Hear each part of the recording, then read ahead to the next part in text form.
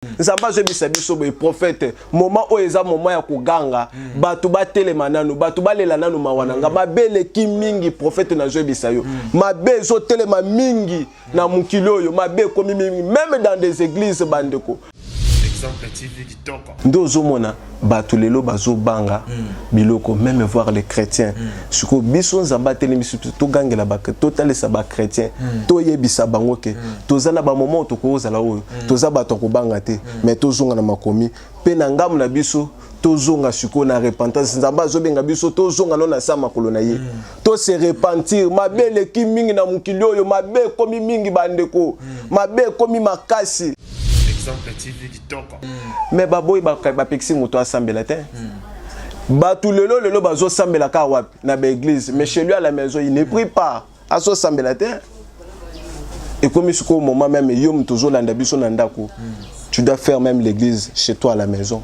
fais-la à la maison exemple TV kitoko physique ezo sibir kara ya pam c'est quelque chose qui est diabolique bandeko o ezo sala rage bandeko ezo kende pandémie onenge ezo se propager bandeko na ezaka grippe te grippe mais soke simbio bandeko te ba moment ba temps o ezali ke remède ya malamu c'est Jésus-Christ nangam na biso l'ange de la mort o yazo tambola je vous rassure que ba o ya nzambe ba ko simama te.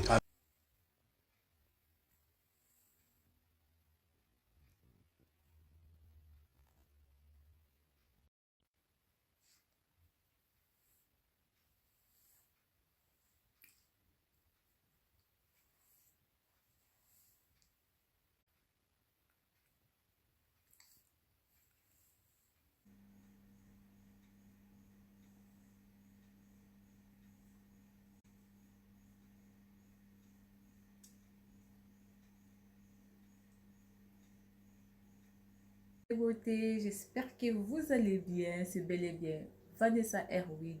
Je suis coiffeuse professionnelle, je confectionne des perruques, je vends des laces frontales, des closures, des extensions 100% IME, 100% Cabello. Je suis installée en Belgique et dans la province de Liège, précisément dans la ville d'Espagne.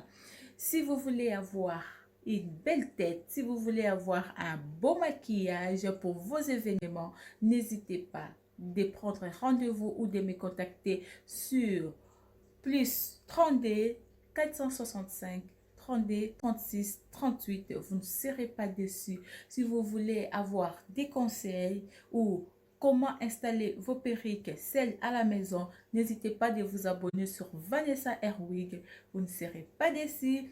Bisous, bye bye. Naumbela na se Yangona tuta tolote Yangona sala fierté Na loboko na yanguya Yango nyose koki Ae ae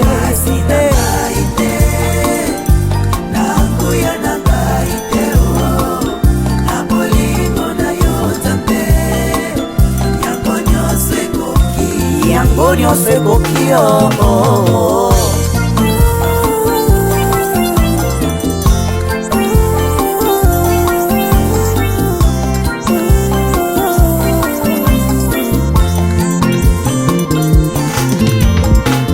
Ona nyoso Ozako salilanga Alleluia Esengo nange komilo yembo Na yeko kubisa yo Mama Kolo Yesu Kolo yabo Moinanga Nakumisio Mama Olingonanga ya motema Kolo yabo Olopotanga mosika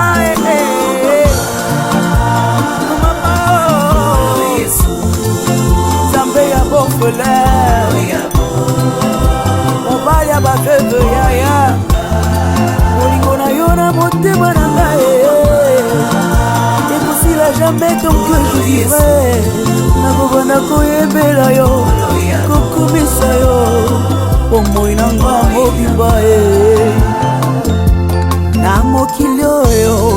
misu na ngai namoni moto te oyo akokaki kokufela ngai bonga nazwa bobo ata papa nanga akokaki kosala ngo te mama nanga kuta koboya na ye oui c'est vrai yesu okufela ngai opesanga boboye nayebeli yo kobamana yo yo tabe ya bomoi na nga moya miso na ngai esengo kobamana yo mosantu na yo tabe ya bomoi na nga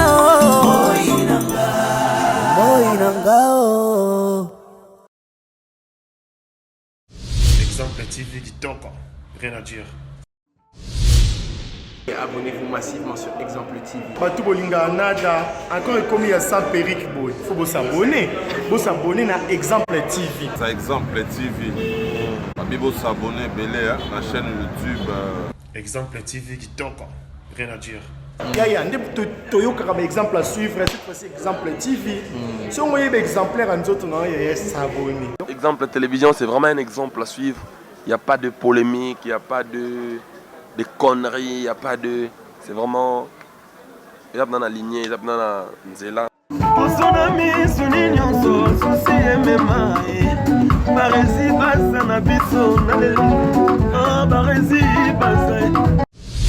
Exemple TV Kitoko.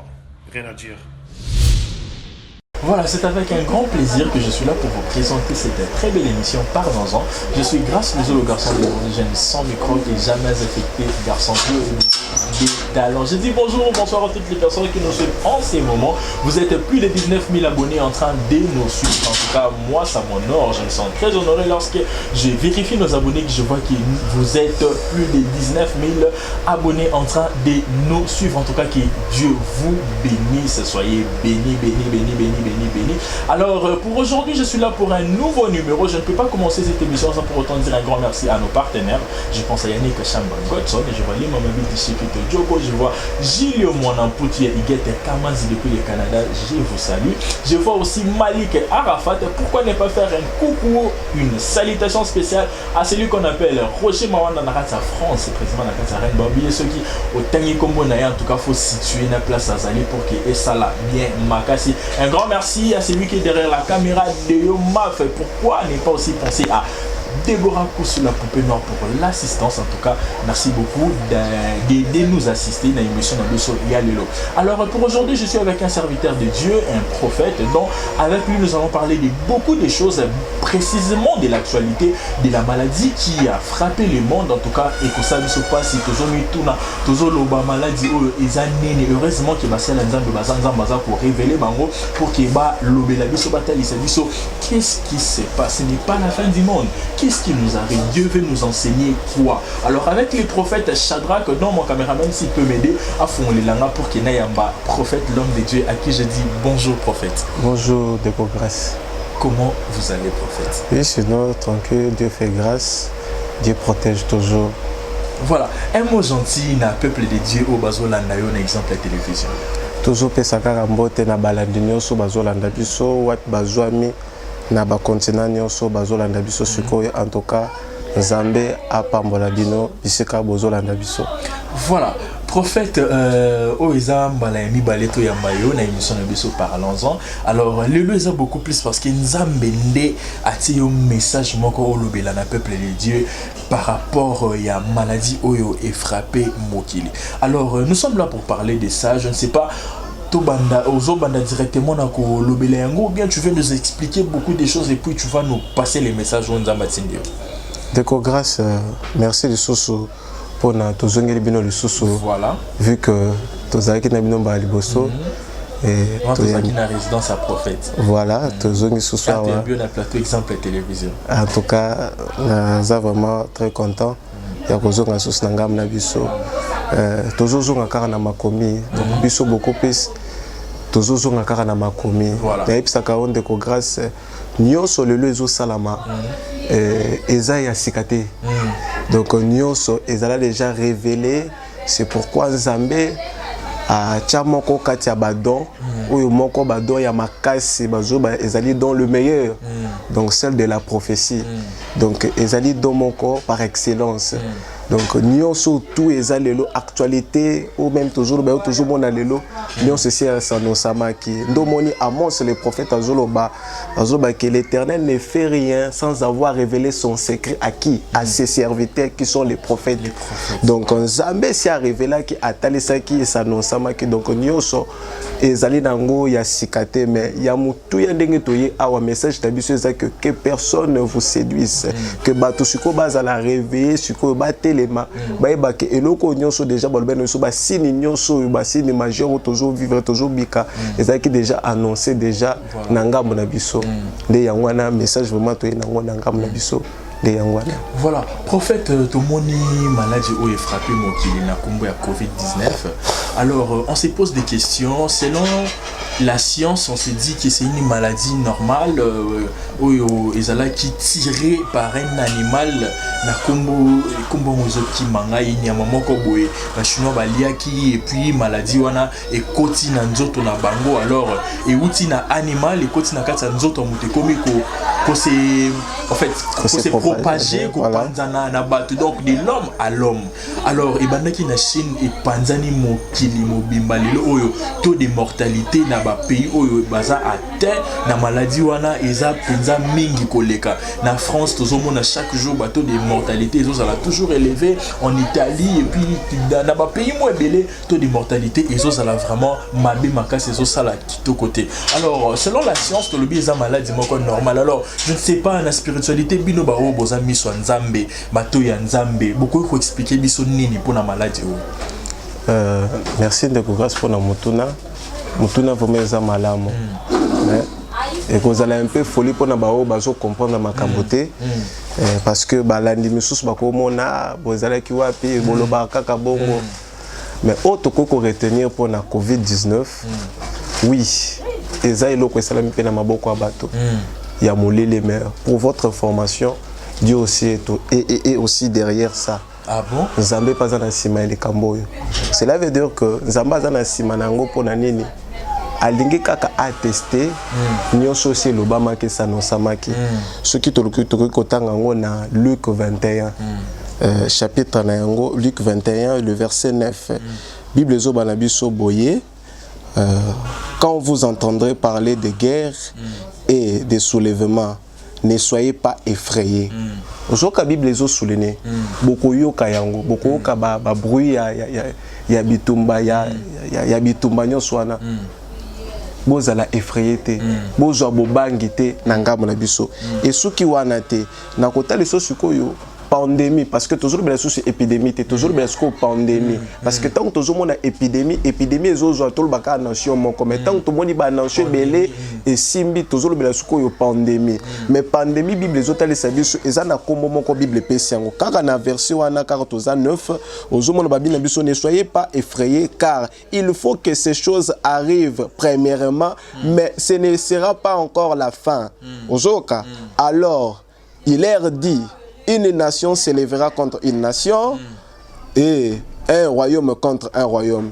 Il y aura des grands tremblements de terre et en divers lieux, de pestes et de famines. Bible les autres c'est sous forme de pandémie, sous forme d'épidémie. Awa Bible est ici biso ba peste. Oui, zaka la ligne moko na ba pandémie. Voilà. Ozomona bazo biso ekozala na ba phénomène lolenge na lolenge na ngamu na biso. Cela veut dire que o nyonso ezala kaka sine kaka o wapi Nzambe alingaki atalisa biso ke boya ina yeza pene, mais bazo bana biso ke ezana no kaka sukate juste ezaka ebandeli biloko fo yana no ya liboso pour attester que certainement que fin du monde existe. Et grâce lelo toujours capé bateau lelo ba comme qu'on comprendre que fin du monde existe et même avec bateau basambe la kate lelo ba comme qu'on effectivement que fin du monde existe à Kashiko.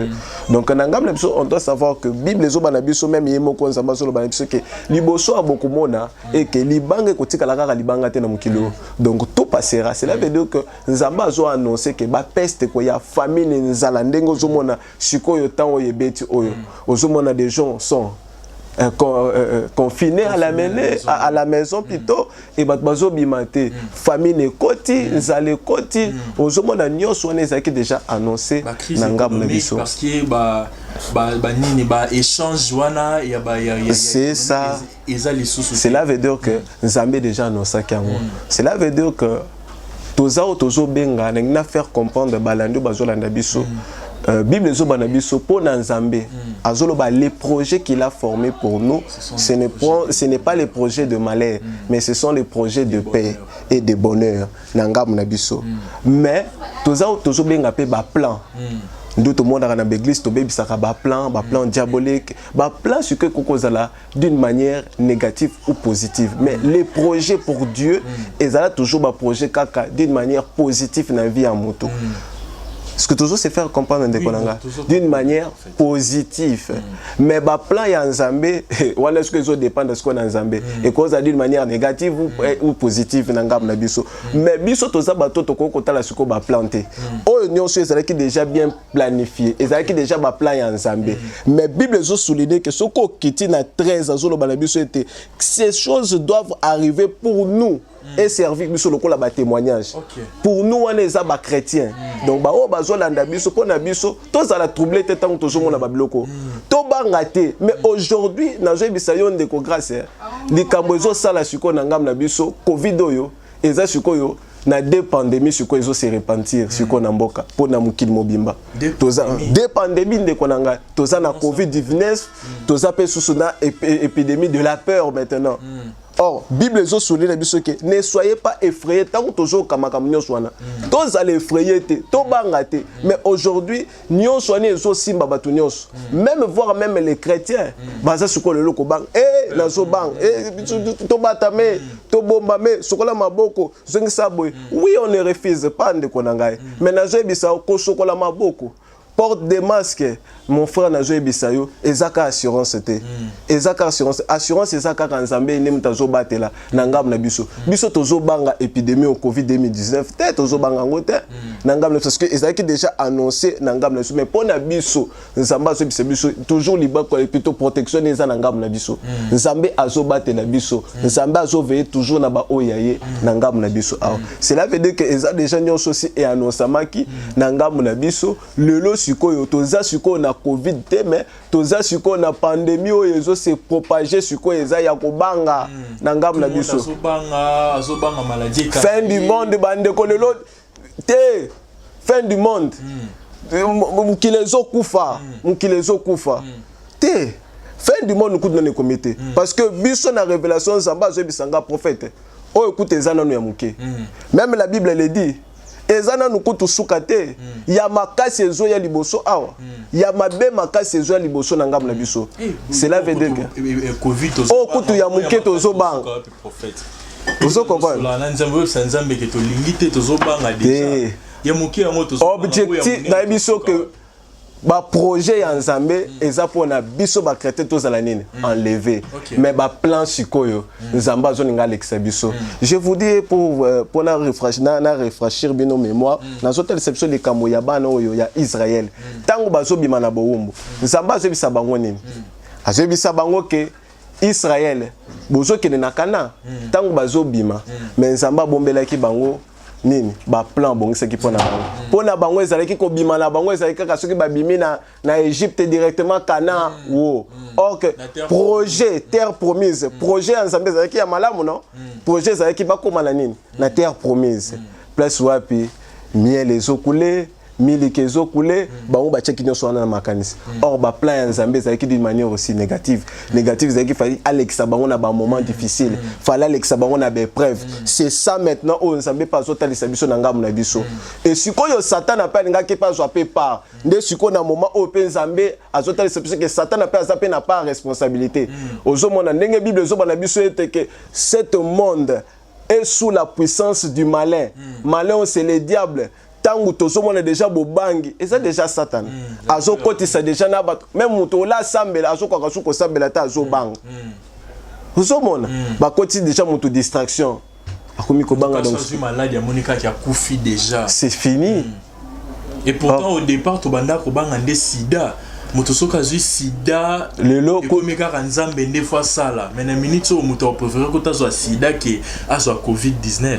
Ndo ozomona bato lelo bazo banga biloko même voir les chrétiens siko biso Nzamba telemisu to gangela ba totalisa ba chrétien to yebisa bango ke tozana ba moment to kozala oyo toza bato ko banga te mais tozonga na makomi pe na ngamu na biso tozonga siko na repentance Nzamba azobenga biso tozonga no na sa makolo na ye to se repentir mabele ki mingi na mukili oyo mabe komi mingi bandeko mabe komi makasi Nzamba azotelemisa bato lokola ba Jonas azebisa bino Jonas kende ganga na Ninive parce que mabe e komiti na matoi na ngai ozoko sa méchanceté est venue et eti pa na nga nazali kole plutôt mabe bazo sala e komiti pesi nga nazali yebisa bango gangela bango biso pe Nzamba telemisi biso boye to ganga méchanceté ya bato mabe bandeko lelo tozomona ba pratique ya mabe ba pratique ozomona bato ba nation talokola bamboka lokola ba France wana ozomona ezana ba loi o eza siko établi eza ko bomba mate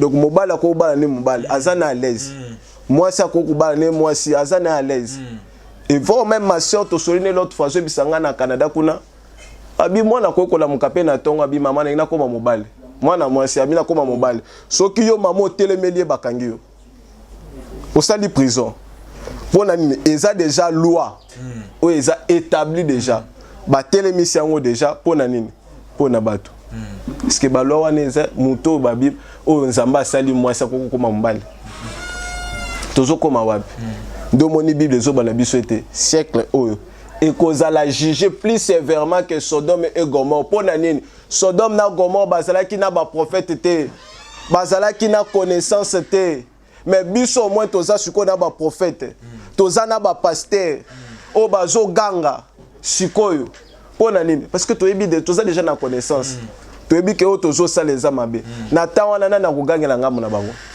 C'est pourquoi Bible ezobana biso ke tokozala juger sévèrement pona biso toyeba ke batan o tozana ngo eza batan ya repentance tozonga et ça tombe bien ozomona même lisumu na moment oyo ekomi ko banga bato bamo banga lisumu na bandumbo batelemaka tala bango su na manzela bazate ba se confiné ko pesa lisusu te même ataba ba impidique même ba impidique lelo yo azana covid ozomona même ba impidique azobanga même ko pesa même na bise ozomona nyoso wana ezape malamu se o nyoso Nzamba azosala ezape na ba plan na ye pona ebele bazonga suko ba se repentir mabe komi mingi lelo même la Bible même à l'église est tournée vers cela veut dire que Bible lelo toza sous son temps y avoir saluté tozaka toujours n'attend car il y a bénédiction lelo même repentance à l'église ezo exister les sous-souté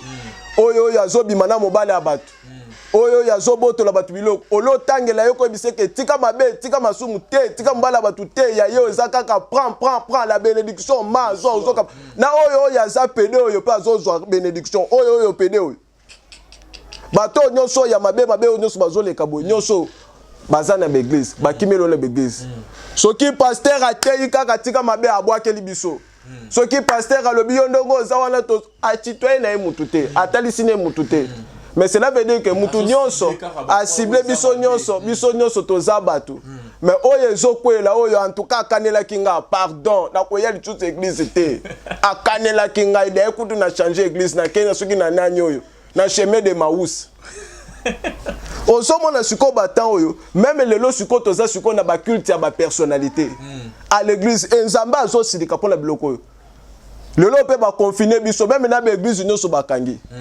Le lot église, c'est beaucoup plus, c'est ça, c'est l'église à bâtiment. Mais je te dis la vraie église, Bakangi en côté. On se pose aussi des questions pour voilà. Bakangi, église. On ne sait plus prier parce que ton message a beaucoup plus qu'on nous ressemble à chaque dimanche au culte, au église, mardi aux an culte, vendredi aux an culte, n'a pas culte Mickey culte matinal, mais on ne sait plus prier parce que n'est pas un bateau peut-être un message qu'on prier quand en église au monde qui est sous copain sabat sous ma carte distraction tandis que dans l'église des alara avant il n'anda que le culte et là qu'il église. Mon Dieu qui prophète ou même sur la distraction. Ndeko grâce à merci pour les kambo yo. Bakangi église bâtiment. En réalité l'église où est qu'on a enlevé et ça église y a bâtiment té. Ce ne sont pas les bambous les bambous yo na ba instrument de qu'on a enlevé té et ça bateau. L'église premièrement est ça moto. Vous comprenez ngande konanga église est ça moto. Et ça ben instrument tende ko za enlever et vous avez des bateaux ba ko za enlever bakangi l'église ezali bâtiment pour na ko éviter bandeko ezali moko batali sibiso pour na ko éviter contact oyo pour na propagation eloko yo et se propager te na ngam na biso balobi pas au-delà ya ba 10 personnes 20 nyoso l'église nyoso so 500 cela veut dire que ce qui moko aza atteint directement propager mais baboy ba pexi moto asambela te tout le bazo sambela ka wapi na ba église mais chez lui à la maison il ne prie pas aso sambela te et comme au moment même yom tozo landa biso na ndako tu dois faire même l'église chez toi à la maison fais-la à la maison ndako ne ko komisa ngo pe église tu prends ta famille ozo sambela na moment et belé baza suko na distraction et belé suko na moment où yazana ekaka nde ba o bazo landa biso bazana mikili ya poto wana baza confiné basa d'écoute ba o baza na ba poto wana basa baza temps ko sambela te ya bango eza kaka yo mais ça moment ya malamu nzamba pesi bango ba luka nzambe ba sambela siko yo muto lobaka papa biso to la mukaka tongo libanga kayu siko zo la muka wapi oza confiné na ndako même au baza na ba deuxième bande akobima te aza wana confiné lolo kute komi ko sepela na ba maman wa ya poto bazo sepela bazo bima lisusu te tu restes avec les enfants ozo mona ata yo muto uninga kuvana na bana te ovani na bana na nko ozo fana na bana na nko na mwasi ezalaka ozo obligé bwana bozo tala na sikoyo chérie bébé comment tu vas wana na siliki ato siliki bande obima wapi mbila pasa libanda appelle la deuxième bureau pas obima akobima te allo boni en solo lande o kote sengo pona ba première bureau ba vandi na bandako wana bazo ba situation yekoba papa vanda na ndako abima te ba bakisali sus ozo mona biloko yo ba mama pe bazo sepela eza malamu te bandeko. Vraiment prophète, en tout cas, je sais que le prophète Shadrach Diayo Kamassissa, en tout cas, avec lui, Tozo Beteli Solo, Tozo mais un peu qu'on développé, dans les Cambo Italie Covid-19, question Ezali, là c'est seulement la maladie normale ou bien c'est une maladie spirituelle. Alors un grand merci à toutes les personnes qui continuent de nous suivre jusqu'à présent. En tout cas, restez toujours connectés, partagez cette vidéo si vous aimez, surtout mettez des pouces bleus pour nous soutenir, partagez nos vidéos pour attirer plus de personnes bah l'anda émission. Ou alors on continue prophète. Bah maman on a bazo CP là, le moins technique bon c'est pour papa qui ne fait son musala pe koufi prophète. Moment oyo ba en profiter penatina nini. Ba conscientiser pe bimali na maman qui papa et tout ça na ndako to bondela. Voilà. C'est ça maintenant. Remède de madame, je vous dis cette maladie c'est basé à la spiritualité. Batu bazo mona onka na miso lelo batu baza siko animé na mouvement moko eza ya distraction. Batu baza kaka komeli wapi combien de morts on les a distraction bandeko. Il y a monde beaucoup plus de tozo landela. Ebele bazana oleto sambela. Oleto lelela na nzambe mawana nzambe. Na ngamu na biso. Il faut to sosola. Même onyo son nzamba azobe o eza déjà appel. O eza pe moko déjà évangélisation. Oh même attends boyo mata oza obligé biso pe ba confiner biso 4 jours ozo mona déjà mouvement eza libanda déjà eza ke nazo biso ba wenze tondi fin du monde ozo mona toza confiner na ndako na moment osuke eza ba moment ya biso to luka sikoyo nzambe to sambela to lelela nzambe na ngamu na biso et servir biso ke eza ki déjà mo ndeza nzambe alobaki déjà ba temps tozo kende eza ba temps moko mabe. Nazo biso onde ko grâce koya ya mwana na moto ezaka mingi te mais église faut la préparer nangam na biso mabe komi mingi mais nangam na biso nzamba lobaki biloko faut ekoma nano ya liboso pour servir biso na nini et servir biso na ba témoignage nangam ne poto tali sanzamba azali na je biso c'est spirituel ba otali sa biso beaucoup plus ba remède ezali physique mais or na zo bisa onde konanga c'est laver les mains la porte de masque oui eza mabete bandeko mais sikoyo remède ni ba otali sa biso spirituellement parce que na zo bisa le physique subit que c'est que o yepesi spiritualité physique ezo subir kara ya pam c'est quelque chose qui est diabolique bandeko o ezo sala rage bandeko ezo kende pandémie on ezo se propager bandeko na ezaka grippe te grippe o mais soke simbio bandeko te ba moment ba temps o ezali ke remède ya malamu c'est Jésus-Christ nangam na biso l'ange de la mort o yazo tambola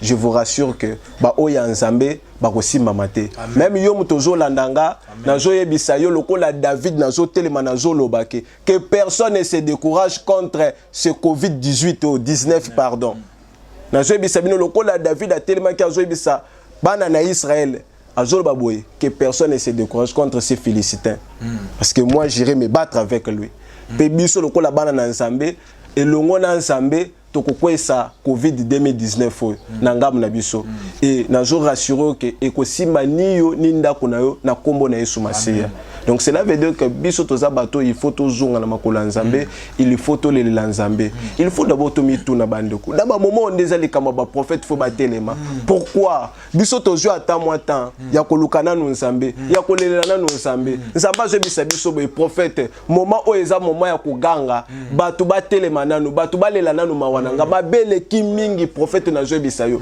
mabe zo telema mingi na mukilo yo mabe komi mingi même dans des églises bandeko mabe komi makasi le loba tu bazote aka prospérité le loba tu quitte de la personnalité de ce que comment na nganzambe ezali susute le lo muto azo big c'est comme prophète na zo ki photo prophète ma pa na tchaki na mutema prophète na biki vous voyez des choses comme ça c'est de personnalité culte ta personnalité où est maintenant la place de Dieu maintenant na l'église nzamba za sous na place te le lo zo mona même bazo publier muto azo bikisa ba memele ba kufi ba memele batu na ba brancard ba tchelier ana zo la musabango tango ala musibango le batomoli pasteur ole batombola sikoyo nzambe yango tozo tuna ba prophète wana o ba bikisa ba babima babima seleki te bazawa pipo tozo babima covid yango 19 babima covid wa prophète obimisa museleki te bimisa soki mnyama wa kotelinga ndeko bazawa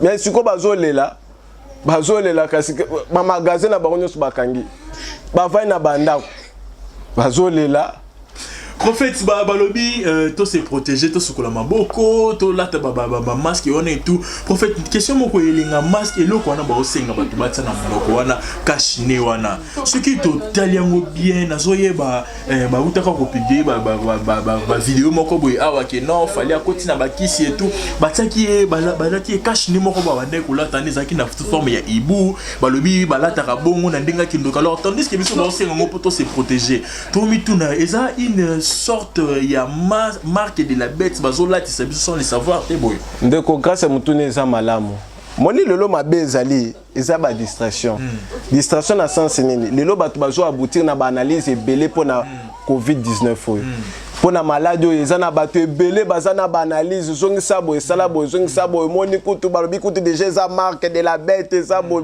mais eza ba peste ba kutotanya ngana na Bible bazo ba biloko nyonso fwe koma eya et quoi attester que avènement na nzambe eza ba signe précurseur o ezotalisa biso boye ya nzambe mais soki bolobi eza ba remède par hygiène eza na batu misusu bakena yango omoni ndenge eza boye bakena yango eza na ba club moko ya ba boymen na États-Unis dont eza pe na musicien moko rappeur moko ya hip hop ya zalaki moko ya représentant légal na yango eza baza ba bisexuel nde ba portaka ba masque bengala ke na analyse wana te moi je suis un homme spirituel nazo mona ba o bazo sala ba analyse belé wana bandeko nyonso wana eza ka perduction nyonso neza la kana bobangi c'est ça le diable na moment o mutu azo bima na banina mengala ningi na simba vraiment ba point na ninte malgré to ko sala ba porta ba masque malgré se laver le main malgré tout ça la to zong sabo to éviter ba contact na zo ebisa bande ko koza la confiner na ndako na yo mais ce qui siko ça va permettre que malade comme na tala na opé exemple ça na bato misusu bande ko ba sala ta kindumba te ozomona asala kindumba te mususu aza même vierge bande ko limisanga pour na terre aza vierge mais ozomona que bazo ko kuta na sida. Or, sida est encore plus mortel, c'est ça virus, le même dans le monde, notre jeune antivirus, tout ça qui juste anti-rétroviraux, même remède plutôt antivirus, il y a Covid-19, on va chercher le lot, tâtonner. Zéro. Antivirus, non. Action. Antivirus, cela veut dire que va chercher bazo téléma, bazo luka, bazo tâtonner. Même un petit lélo, même antivirus, il y avait IH. Dans le monanité, tout ça, quand on a anti-rétroviraux, et ça, quand on a calmement, ça même nangam la biso. C'est quelque chose qui est lié à la spiritualité. Nangam la biso, c'est que tout le monde est déjà malade du monde koboye. Et comme solution au monde nandengwa ya physiquement boye, il faut toujours qu'on a niveau spiritualité. N'oubliez pas. Ezaki na mwana mwasi moko boye lokola exemple na zo pesa bandeko Bible zo bana biso elle était atteinte d'une perte de sang depuis 12 ans. Bible zo bana biso était atambolaki auprès de plusieurs médecins. Ba chercher bato aminene ba o ba bengi bango ba spécialiste ba gynécologue ya tangwana. Mais Bible zo bana biso était mwana mwaso azoki soulagement te. Mais bazo ba kane bandeka ko s'empirer de jour au jour. Mais ko comprendre le but jamais. Oye za susu de kambo na mona so ba minganga te parce que lokola bango batomaye le basuki baza suko na capacité parce que mutu nazo ebisa yo l'homme azaka limité bandeko ndenge biso nyoso tozabe même ba chercheur baza wana suko bakangami ba kokate balukela biso ezaka ka grippe apambo mais bazo tatone et chloroquine et tout le lo ba somisi bato basinda bato ebele tanga la banda ku même yamboka na biso Congo bololo na ebité ce qui remède wana euti wapi donc c'est que Congo bololo pe zo biksa to yebite mutu nyonso azobima na ba oya ye ba remède abimisi Congo bolo abimisi te faut ko sangisa na ce qui ba benga ronini citron citronnelle sangisa mama moko uti ko boma bana Maman moko awuti ko boma bana kana ba mélange wana asangisi Congo bolo la sangisi na ba citronnelle nyonso wana na zo ebisa yo bana bakufi. C'est du poison. C'est du poison. Mutu zo bimisa na ba remède na ye. Mais Bible zuzungi sabiso to zunga. C'est quelque chose qui est lié à la spiritualité. To zunga to lelela na no mawana nzambe. A de fois nzambe livrer biso moni nzambe a livraka. Moni ce que loko ezo beta surtout ba mboko eza touché. Nzambe azo interpeller bango c'est la majorité ba mboko mabe surtout mboko e place bandeli. Pour votre information, aza premier na monde 1 ya magie rouge, monde ya mibale na monde ya sorcellerie. Ba mboka lokola ba Chine wana. Ozomona bamboka lokola ba France wana baza bato il faut bazonga nzamba zo interpeller bango oyo même na sibi na ba autorité te mais o wapi bazo établir même loi oyo ke mibali bakoy kozwana na bango basi bakoy kozwana bakobi mana baza à l'aise bandeko ça c'est de l'abomination. Ozomona muto azotika muto azokende kozwa nyama o eza confusion même nyama atampesa koko kozwa pese ya race soki ya genre na ete genre cela veut dire que o yaza na ya sexe moko na ye te wana eza confusion so mona déjà kokoriko azolanda ka kokoriko mais muto azana mayele mazolanda sikoyo o yaza ka même sexe na ye c'est de la confusion na ngam na biso. C'est de la confusion. Le lot même na États-Unis wana Nzambe azo gagner la bango. Il faut bazonga. Nzamba beti bambo kana na lolenge nyonso. Nzamba atalisi ba tremblement de terre nyonso yo. Atalisi biswango. Abeti bango na ba phénomène ya ba tsunami ba cyclone beti ba phénomène mais ba tole bazonga na repentance te bazo résister car na mabe. Yo muto zolanda biso ndeko nanga soko za muto zaka na kata mabe il est maintenant grand temps. Nzambe azolobake il aime bien les pécheurs mais il est qui il est le péché. Nzambe azoyina masumu malingaka ba pécheur.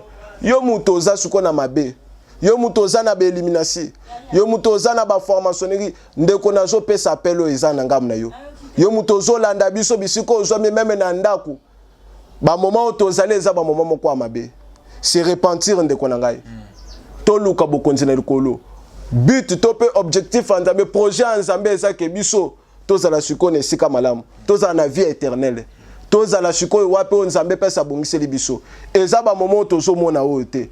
Mais pona biso azotalisa biso eza nzela. Ndenga bande kolekisa bana Israël abombelaki bango ke mer rouge ezali bamboka ebele eza na ngamu na bango fo ba conquérir na ngamu na biso. Bible zo bana biso ete ba o bako résister ba o bako telema avec fermeté avec assurance ba o wapi nde bakozala nini bakozala sauver. C'est pourquoi là ba moment oyo que personne ne se décourage.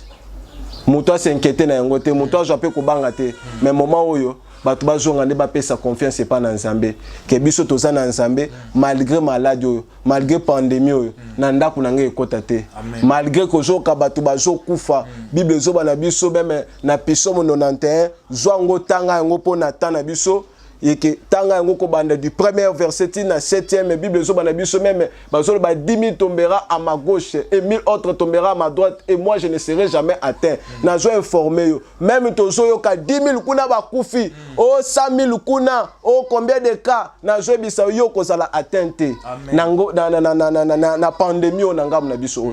Cela veut dire que il faut tous la assurance pas na Nzambe malgré ba peste malgré ba moment difficile Nzambe azana ngam na biso et Nzambe azo protéger biso.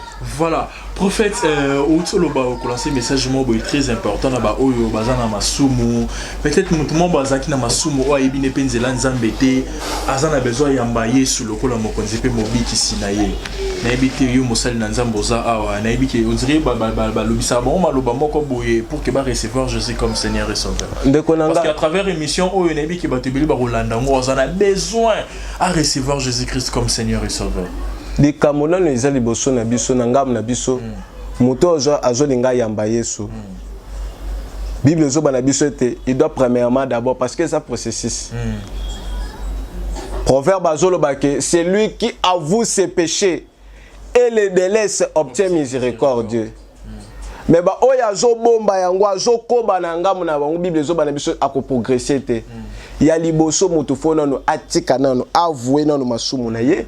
Et puis azwa mbela ya kokata yango qu'il accepte Jésus-Christ comme son Seigneur et Sauveur na ngamu na ye ndo komona mutu wana aza sauvé likambo ezaka ya récitation te loba Jésus kuna loba wina yambi Nzambe eza récitation te mutu faut à reconnaître ye moko conscience na ye interpellé même si ta na yambi se Yesu mais lobi na zo nkala me ba fongola ka ba bi ke bon d'accord biso no sto bima azongeli bande na ye abi bon d'accord c'est là nous te to récupérer ba te to chaki non nous stop to chaki pause nazo récupérer azongeli ba bêtise azongeli ko boma azongeli ko sala batu mabe azongeli ko boto la batu biloko azongeli ko zwa basi abatu azongeli ki ndumba via mabe azongeli mais yo wana zalaki na pona ba moment oyo azonga ki mona ki ndire netité to zonga te babina biso ke mutu abongo il faut avouer ye moko kati na ye azwa mbela atika yango likambo za récitation to kotalise awa na chaîne to pe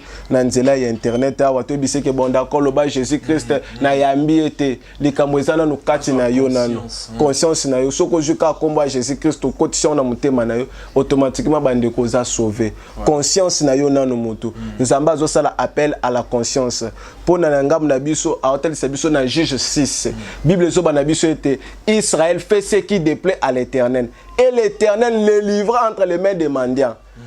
Israël ozomona ke Nzamba lingaki Israël c'est qui liboto wa Nzamba lingaki mais tango asali mabe Nzamba salini a livré bango. Bible zo bana biso était Israël était malheureux à cause des mendiants.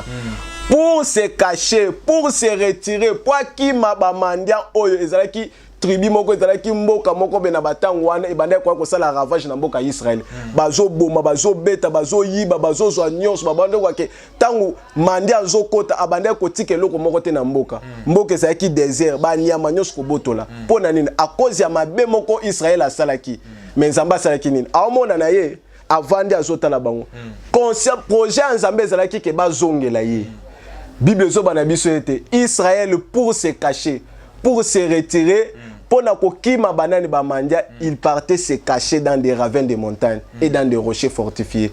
En ce moment, na ba peste lokola boye oui ko se confiner na ndako eza malamu mais tout ça là on quoi ba ravet de montagne na biso ba rocher fortifié biso cela veut dire que to kimele pa na nzambe rocher fortifié na biso ezali Jésus Christ de Nazareth to zongela nzambe to lelela nzambe esuka kika wana te malgré bande ko bata mabe bande ko koba kaka Israël amoni moyen talobité na bataille ba pasi boy faut na zongela kaka Seigneur nanga na zongela nzambe nanga Bible zo bana biso ete Israël cria au sujet des mendiants tango aleli agangi pa na nzambe pona ba mendiants Nzamba yokaki bango mawa et Nzamba ekotindela bango prophète pona kwa kotalisa bango et Nzamba yaki kosunga bango na moment où il faut to ganga au sujet de Covid-19 to lelela na Nzambe Bible zo bana biso ete na 2 Chroniques 7:14 si mon peuple sur qui est invoqué mon nom qu'il s'humilie, prie et qui cherche ma face et se détourne de leur mauvaise voie batika nonu banzela nonu amabewana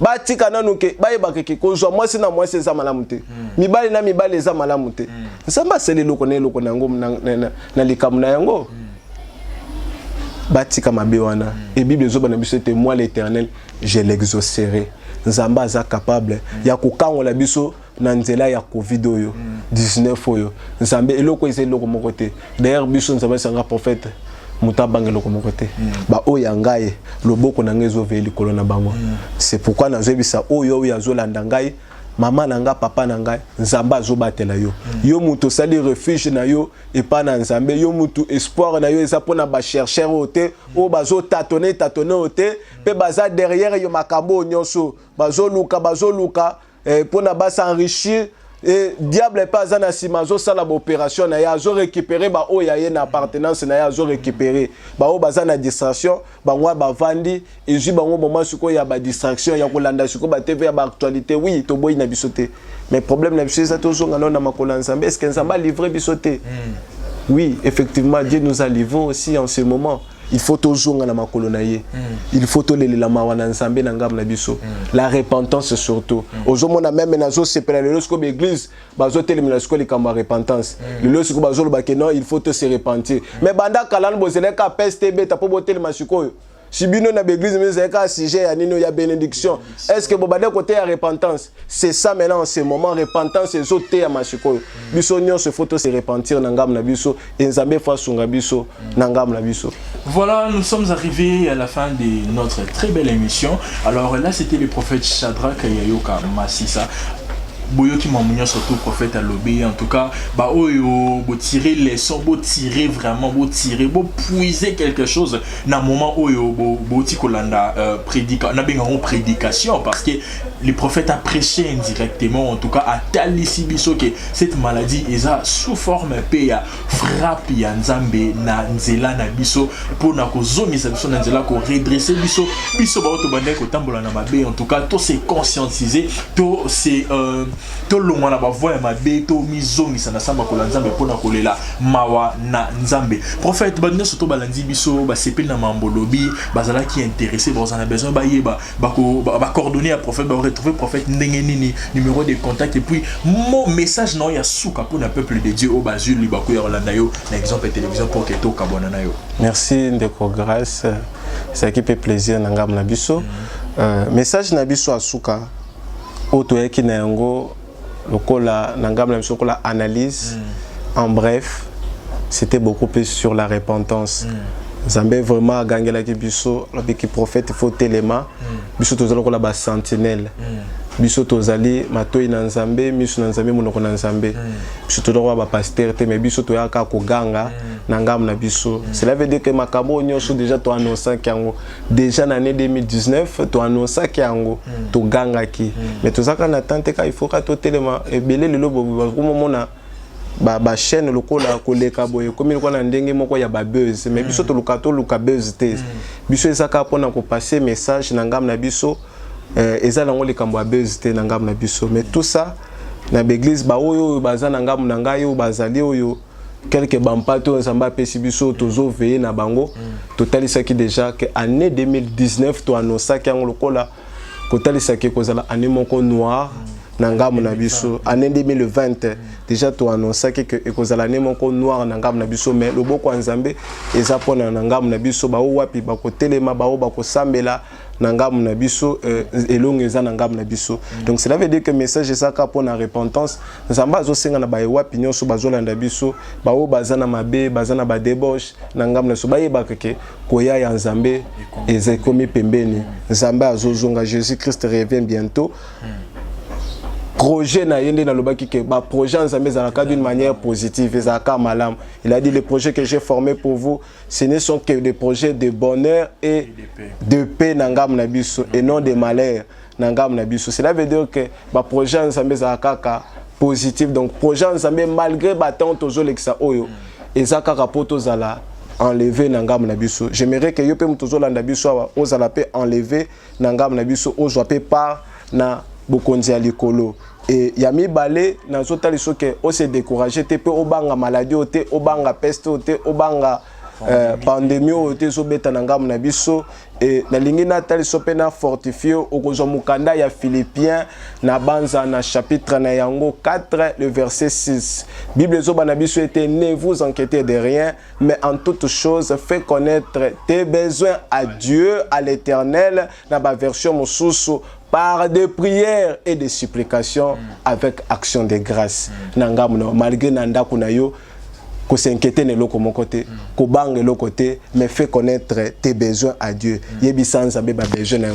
Besoin na yo ya liboso ezaki nzambe non a épargner libota no nyoso na pandémie yo, na épidémie ya mabe zo beta l'ange de la mort et nangamu na biso senga makila ya mwana na mpate parce que azebisa na Exode 12 soko tangi pe mukana na wapi nzambe pa ngaka beta Égypte azebisa bana Israël boko za mwana na mpate âgé de 1 an boko bomaye boko imoleye et puis boko za makila boko tiango na balento na bino anda ko servir bino lokola nini et ko servir bino ba signe ya protection tangu mwanjo ya kufa kubeta kolekana tango akotala kaka makila o ya mwana na mpato bobomaki boimolaki akoleka na tango toza susu de kama boma mwana plutôt mwana na mpatete oh mwana na mpate si déjà bomamaki déjà été immolé oui il a été déjà immolé et c'est Jésus-Christ de Nazareth c'est l'agneau qui ôte les péchés du monde cela veut dire que nzambe na ngam na biso alongola nzambe na biso la signe marque c'est pourquoi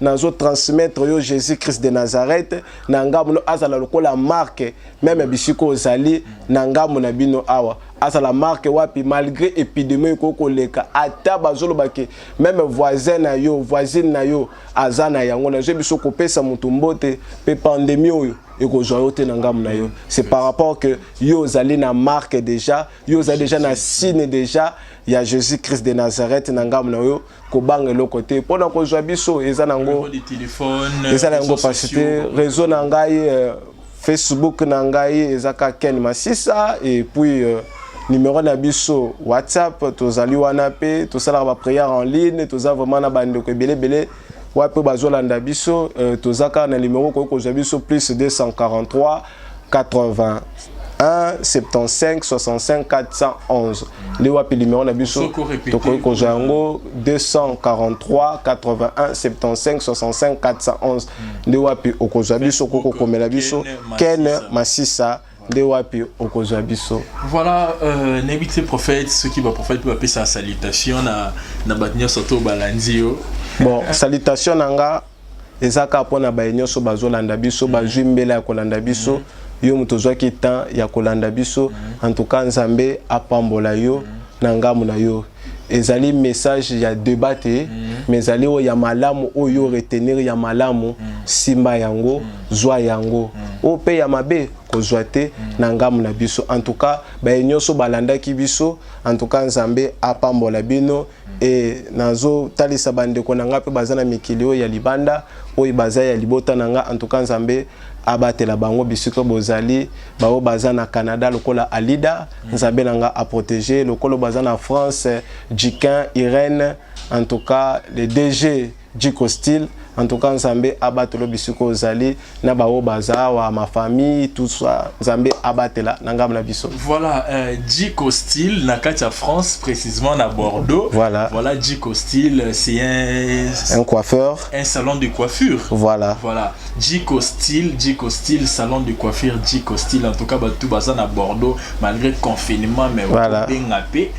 Ayepe Nandaku à Katiosu qui kitoko à Soigno kitoko, donc c'est un salon de coiffure. En tout cas, on a besoin de kitoko contacter Djiko Style na France, précisément na Bordeaux. Un grand merci à toutes les personnes qui ont eu le plaisir de nous suivre. C'était un grand honneur pour moi de savoir que vous étiez très nombreux en train de suivre cette très belle émission avec les prophètes Shadrach. Avec lui, nous avons eu à parler de toutes ces choses. On a eu à décortiquer cette pandémie qui vient de frapper le monde, cette maladie, cette peste qui vient de frapper le monde. Alors, on s'est posé des questions si c'était une maladie normale ou bien c'était une maladie spirituelle. Alors, vous avez eu à entendre les prophètes, comment il a expliqué spirituellement, parce que le prophète, c'est un homme spirituel. Il a eu à expliquer. Le Seigneur Dieu nous demande juste de nous repentir. Donc, pendant ces temps, c'est un moment, un grand moment dont nous devons vraiment nous soumettre. Nous devons nous retourner aux pieds de notre Seigneur Jésus-Christ pour lui demander pardon,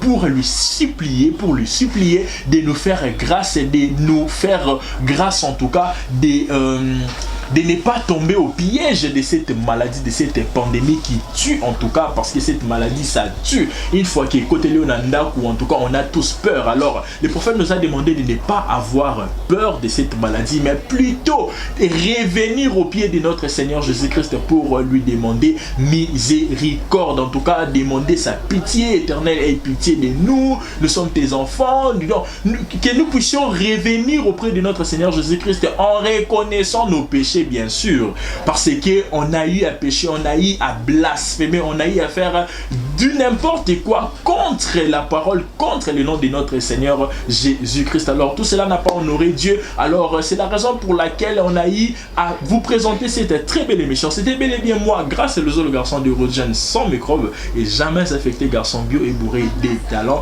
Un grand merci à nos partenaires qui ne cessent jamais de nous soutenir. Là je vois Yannick Chamba Godson, je vois les Mamami de Chiquito Djogo, je vois Malik Arafat, je vois Jérizing à la merveille, je vois Gilles Monamputu, il y a Igete Kamanzila, on appelle Papouche et Mamouche. En tout cas, on va d'abord soutenir Exemple Télévision. Pourquoi ne pas penser aussi au sponsor officiel de cette émission? Parlons-en, je vois Roger Mawanda depuis la France, précisément Nakati. Il y a un grand merci à mon caméraman qui a fait en sorte que vous puissiez recevoir cette très belle émission dans vos maisons. C'était un grand plaisir de vous présenter cette très belle émission. C'était moi, grâce aux autres, comme je venais de dire. Quant à moi, je vous retrouve à la prochaine et je vous dis bye bye.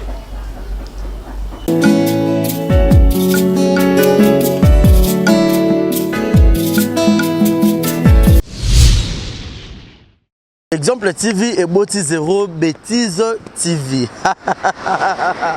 Fidèle amis internautes, ba maman, ba papa, ba tantine, ba yaya, ba rési baza, monsieur le journaliste Nabino Naye Lisusu.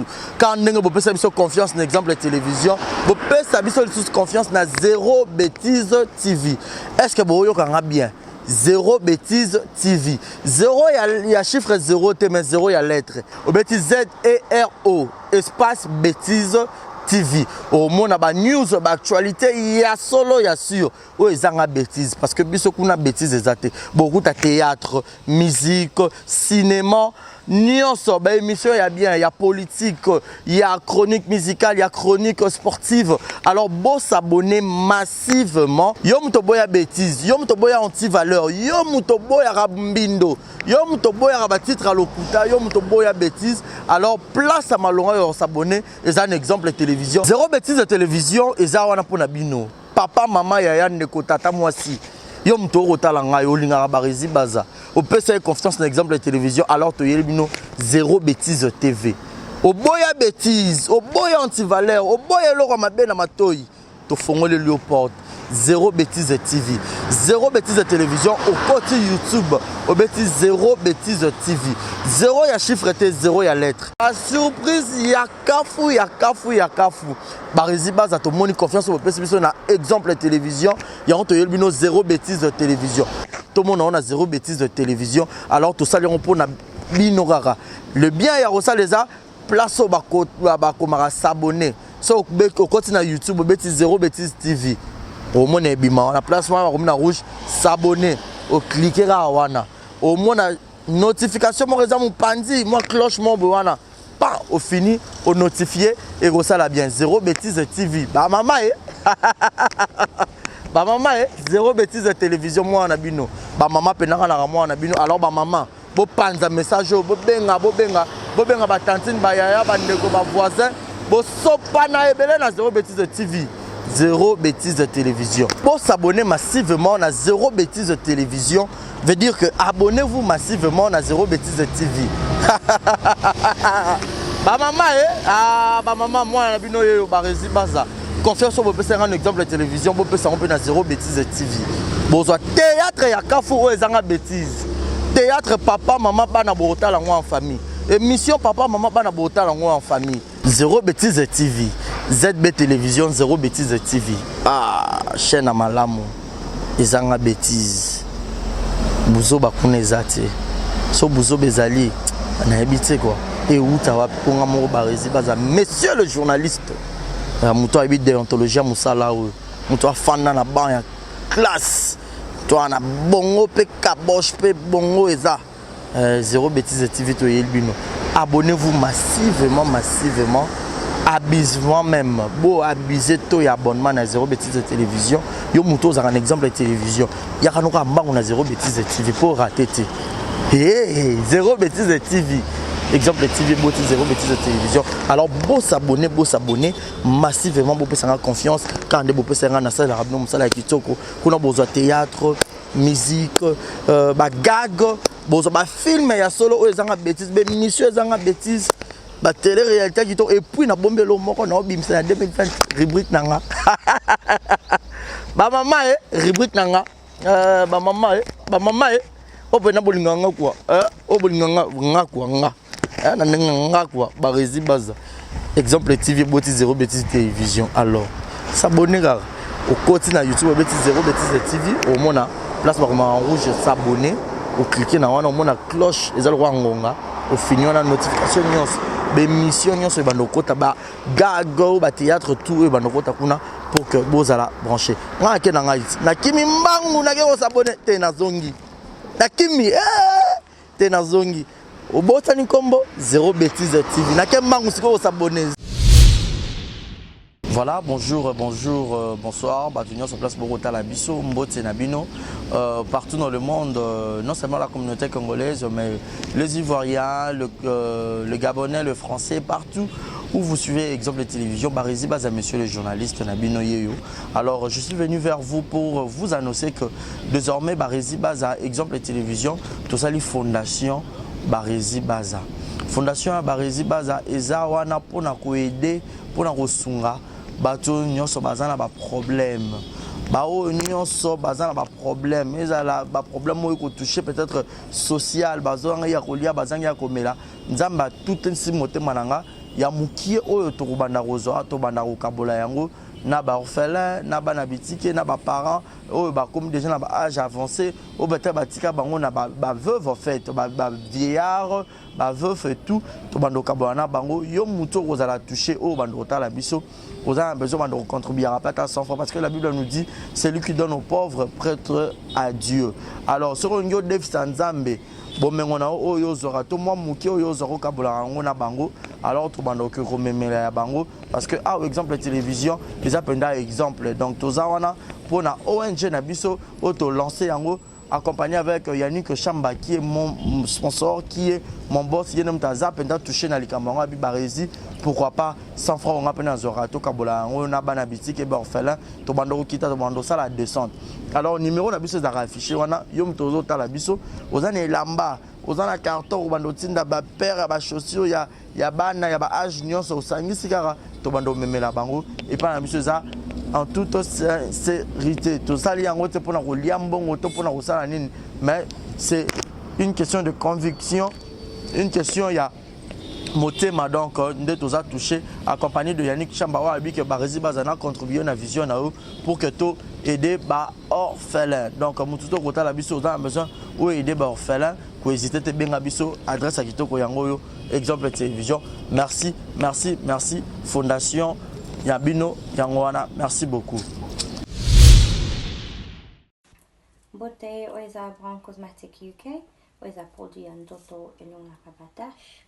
Sopilingi kozana tema ko ya bien ya propre. Oisa produit na ya kosela. Oyo eza pola maboko pour la batache, ya makolope, ba genou et ba coude. Oisa huile et kendaka na produit en toto. Donc ce que vous intéressé, au continue de ce message na WhatsApp. Exemple TV du Toko. Rien à dire. Et abonnez-vous massivement sur Exemple TV. Batou bolinga nada, encore comme il y a 100 perruques, il faut vous s'abonner. Vous s'abonner à Exemple TV. C'est Exemple TV. Vous s'abonner à la chaîne YouTube. Exemple TV du Toko. Rien à dire. Yaya, Toyo comme exemple à suivre, cette fois-ci Exemple TV. Si on voit exemplaire en autres, non, il y a s'abonner. Exemple télévision, c'est vraiment un exemple à suivre. Il n'y a pas de polémique, il n'y a pas de conneries, il n'y a pas de... C'est vraiment... Il y a dans la lignée, il y a dans la nzela.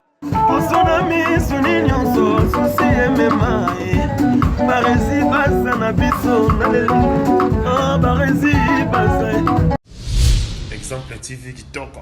Rien à dire.